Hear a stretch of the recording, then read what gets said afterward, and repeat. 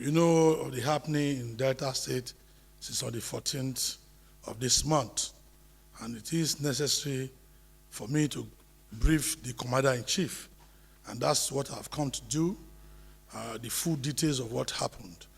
People may not have knowledge of what we're doing since I came on board.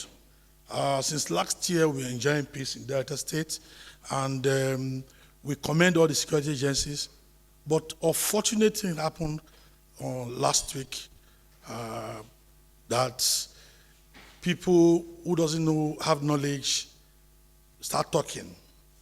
The two communities in question, they are having issue for years, and last month on the 7th of February, they were invited by the state government, where the two communities, the members representing those two local governments, the council chairman, and the leaders of those communities.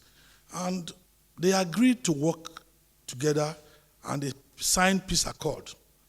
When this thing happened, or fortunate thing happened, it was very sad, because Delta State is governed within the tenet of rules of law and decency. So what happened is not in line with what we are doing in Delta State, because I have promised Deltans that I'm going to be governor for all Deltans, and we have been enjoying peace.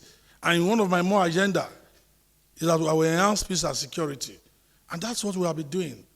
So I decided to come here to brief Mr. President of all the things we have been doing to maintain peace. And Mr. President assured me that the peace, as in support of the peace. And we both condemn the killing of the officers and the soldiers, because they are there on peace mission. And what is happening now is something that we did not bargain for. But we want to assure everybody that there will be no more attack on the villages. If there's anyone that has happened in the past, there will be no attack. But we know that those who are culpable will be brought to book. But innocent citizens will not be attacked. You know, when something happens like this, it's always easy to manage the tension. Yesterday, I was in that local government. I was in Bomadi yesterday for a security meeting to get full details and briefing. So some of those issues are security issues that you can't say publicly. That's the truth. And we're managing the situation. So the issue of whether a place has been burned down or people have been killed, it has happened. But the way forward, what is the way forward? The way forward are two ways. The people that have been killed, the officers and soldiers, we must see how we can find succor for this family and all, and giving a befitting burial. And also the community, anything that has happened in the community in the past will not happen again.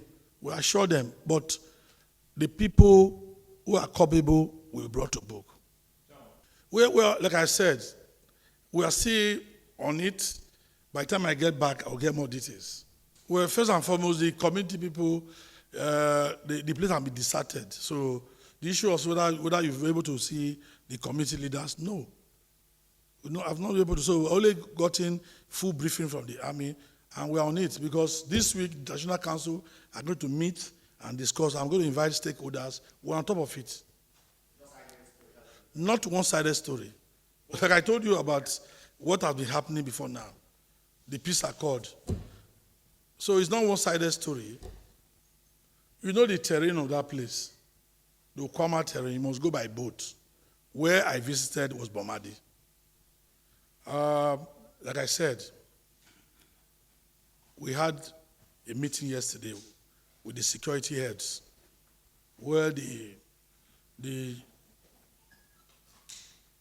commanding officer, general commanding officer of 6th was there. The JTF commander was there, was in attendance. We've all agreed. All the security agencies are putting heads together. We're on the same page to fish out the real culprit, because innocent people will not suffer from it. And they have assured that no innocent person will be victimized.